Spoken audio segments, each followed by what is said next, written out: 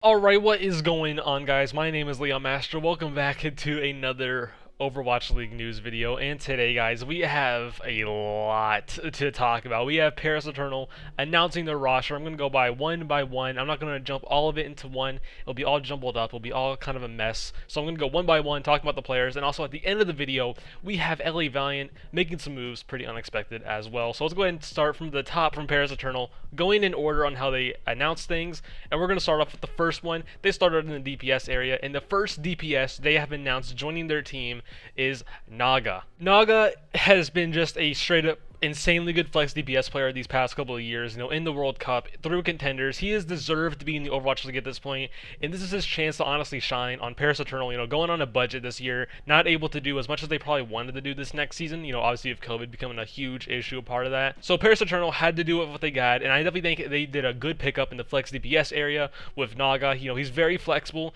He's been showing how good he is on multiple teams, on the World Cup. He can play the heroes at a super high level. Like I said already, he deserved to be in Overwatch League even earlier on, these past couple seasons, it feels like. Now he's definitely in it. He's going to show off how good he is. Playing beside Onigod, we'll get to that as well. Naga and Onigod are just going to be a solid DPS duo, I will say. Naga will definitely be up there in some of the top flex DPS areas. I wouldn't say he's going to be potentially top 5, maybe float around the top 10 conversation, but I don't know about that just yet. Obviously how Paris Eternal is, turning out to be. I don't think they're going to be a top team, probably middle of the pack. Definitely a great pickup for the start for the Paris Eternal, being a flex DPS player. And on to the next DPS player they picked up, like I said already, is Onigod. We knew Onigod at this point was going to at least come back into the Overwatch League, after being on the Dallas field, showing how good he was, especially on ping, and at the near end of the season, he actually popped off really well on ping, so him being on the team next season was honestly guaranteed. It was either going to be the London Spitfire or Paris Eternal, how things were turning out for this team, with the leaks and with everything previously on before Paris Eternal started announcing everything. So we knew Onigod had a chance to be on the Paris Eternal, and now he's on the Paris Eternal, and I'm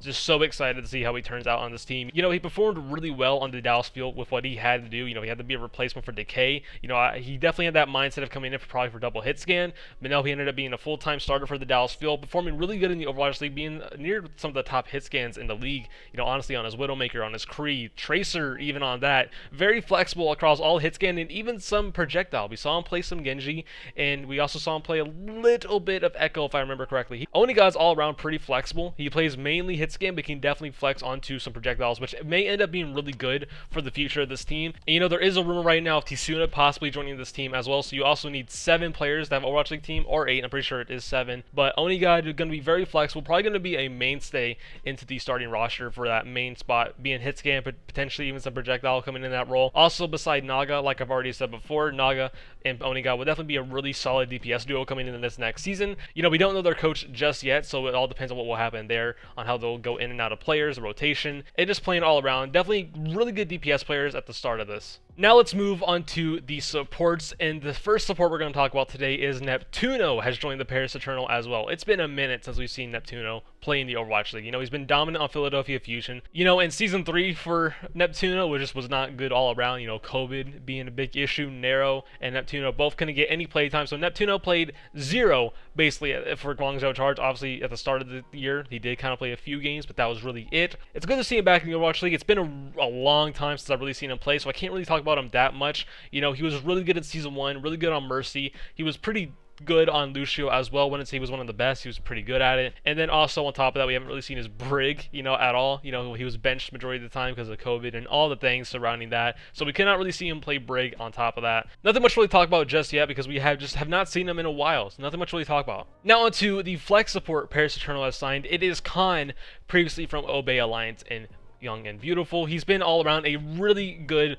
flex port for previous teams he's played on, been ranked pretty highly, and also a lot of things coming out recently on Twitter, how teams have tried out with him, and he was probably the top flex port you could have gotten right now in tryouts. So hearing Paris has gotten Kaan really good. I've seen some of his plays. He's honestly really good, pretty solid from what I've seen. Potentially could be underrated coming into this next season from how we see his playstyle and compared to others. I definitely don't think he'll be top 10. If in general, he'll probably be around the area, but I do not see him being top 10 at the start, middle, or end of the season, as much as that sucks. But then again, again, we could come back to this in like 7 months and laugh at me, which I hope we do. I hope he does prove me wrong. Hopefully he becomes near that top 10, or if not even top 5, which is going to be hard to do to be in that top 5 conversation. But in general, he has an insanely good Ana. I've not seen any bad plays from him that much, and his Zenyatta has been pretty good as well. I personally like his Ana a lot more than his Zenyatta, but obviously that cannot be controlled. It's all from the meta and how he chooses and what he plays when it comes to the meta. But all around, Paris Eternal signing a really good flex support for their team in the future beside neptuNo. And another thing about neptuNo as well is that he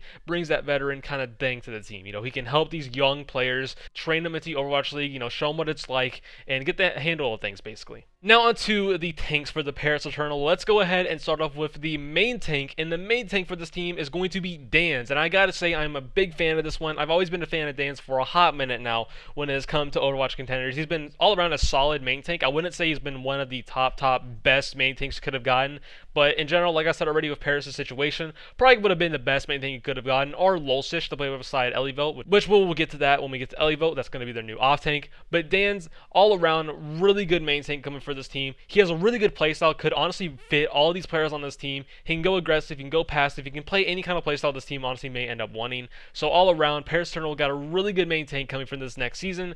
And then onto the off tank, which is fantastic to see this off tank being picked up, is ELLIVOTE. We saw him dominate on Washington Justice, what he could do. Obviously, it wasn't the best performances because it was Washington Justice at the start of the year. They didn't have all the pieces they have now. So ELLIVOTE, now back in Overwatch League, he performed in contenders on multiple teams.